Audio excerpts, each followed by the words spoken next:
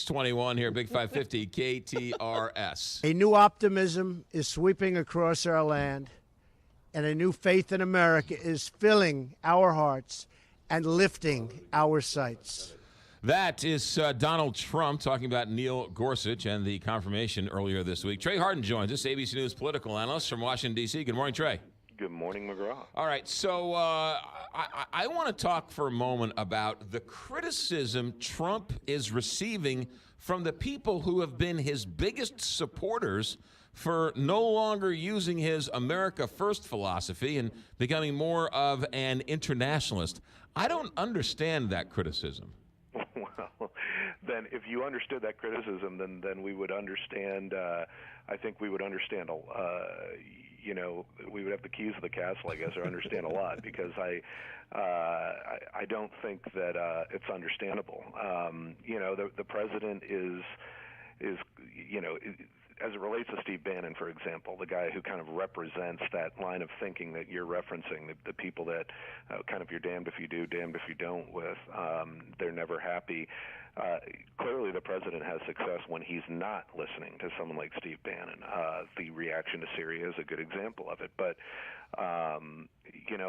here's what I would say to those folks, to the Laura Ingrams of the world, to those that, the Ann Coulters, those that I think you're referencing, that were so excited about him getting elected and being some isolationist and nationalist America First president. Surprise, he is being presidential finally, and he's doing what a president is supposed to do.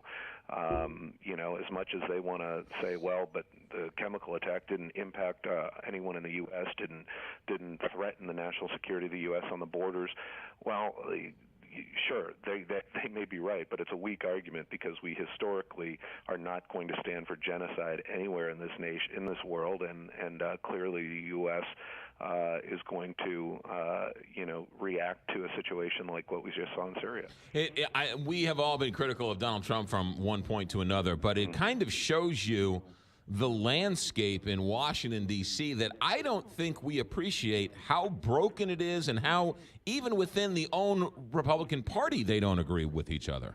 Well, listen, I think every single person in the world in their lifetime has streaks of hypocrisy. It's hard not to go through life without it. I mean, we're not perfect people, except you, of course, McGraw. Yes.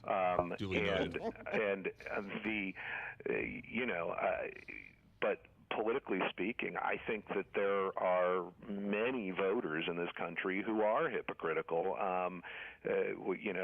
to be honest with you, because they want it both ways, or when something, or they say they're all in on some issue and they're not going to take any type of compromise as an option.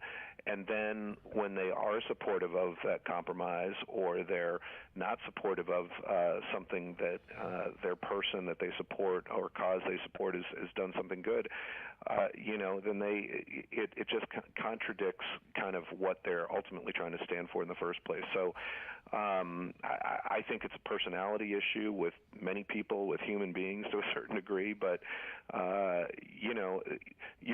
it would be very interesting to see, to really do, even though polling has obviously been very questionable lately, and we know that this Trump vote was difficult to poll in the last election, but it would be very interesting to see where people come down on how he is handling things from a foreign policy standpoint. Now let's also be cautious here.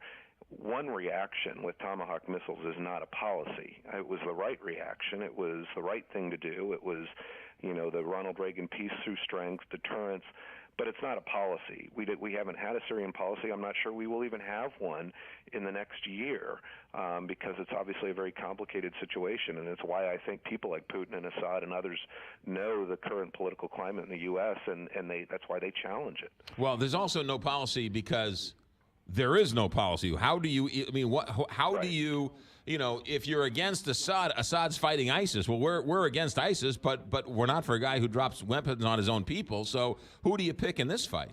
Right, exactly. And that is why, if you are those on the alt-right, or those that were huge Trumpkins coming into office, that what you need to do is you need to you need to kind of compartmentalize this act and say, it's not like we're colonizing Syria. We're not going over there like we were in Iraq. This is the right reaction by a president that we want to be presidential. We want to show strength when it's necessary. It was necessary in this situation. Did the right thing. And you move on. But it's not like we're sending troops to the ground in Syria or we're trying to rebuild a nation in Syria. I think Trump listened to his military advisors, which is also a positive sign because it's not something that many people thought he was capable of doing. They worried that he was just going to press the nuclear button anytime he needed to on an international reaction. But he showed that he can calibrate and listen to his advisors and react the right way. Well, Rex Tillerson, Secretary of State, is at the G7 summit, now off to Russia. We'll wait and see the news on that. Trey, thanks for checking in. Have a good week. You too. Bye. 727, Big 550, KTRS.